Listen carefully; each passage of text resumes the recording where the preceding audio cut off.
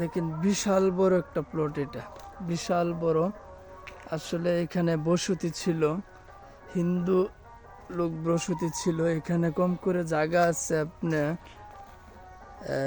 20-25 পুরার মতো জায়গা। তারা সংগ্রামের সময় সবাই চলে গেছে, সংগ্রামের সময় এগুলো সব কিছু ফালাইতে চলে গেছে। এখানে বাড়ি বুটা ছিল।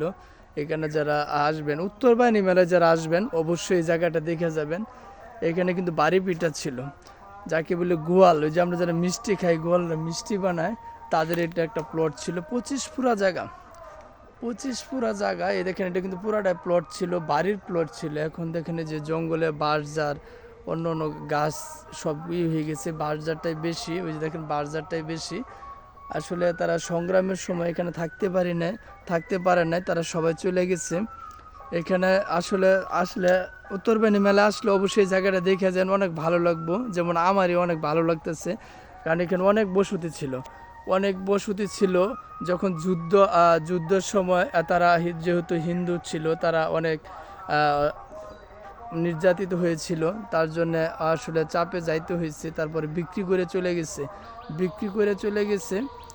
আসলে এই প্লটটা 25 পুরা জায়গা, 25 পুরা জায়গায় প্লটটা না দেখলে আসলে এক সাইডে দাঁড়াইলে আরেক সাইড পুরাটা আমরা পুরাটা দেখায় যায় না। এরকম বিশাল বড় একটা প্লট, বিশাল বড় একটা প্লট। এই দেখেন, আপনি দেখানোর চেষ্টা করতেছি, বিশাল বড় একটা প্লট।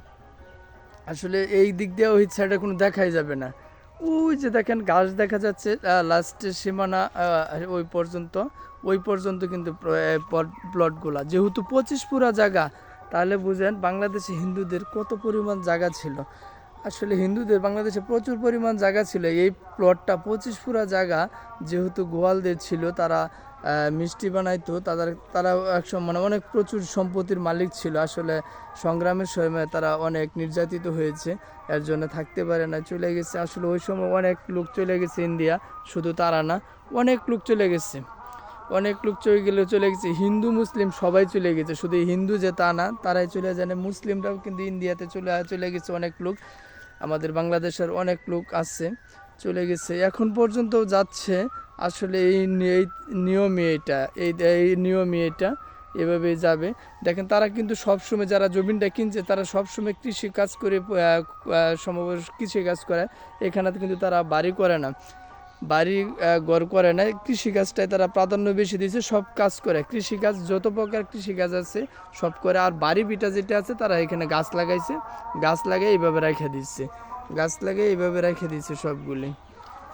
এইভাবে গাছ লাগিয়ে সবাই রেখে দিচ্ছে।